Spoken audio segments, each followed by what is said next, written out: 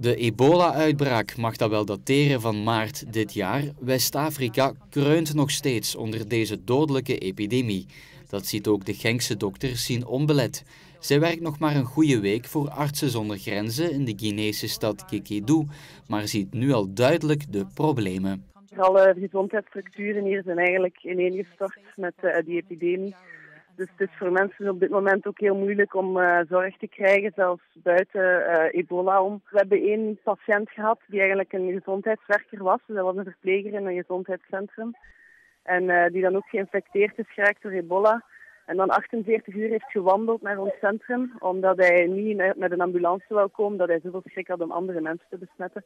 Sien Onbelet verzorgt dagelijks een 40-tal patiënten in een Europees mobiel labo, waar ook laboranten van de KU Leuven actief zijn. 40 patiënten, dat is geen bijster hoog aantal. De lokale bevolking ziet zulke centra namelijk eerder als een broeihaard van bacteriën in plaats van verzorgingscentra. Zo'n ebola-center, dat roept altijd nogal tegenstrijdige gevoelens op bij de bevolking.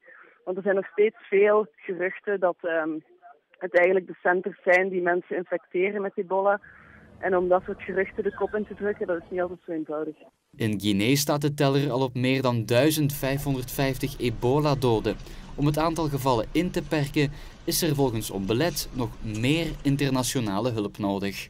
Ik denk wat er voornamelijk nodig is wat meer internationale coördinatie.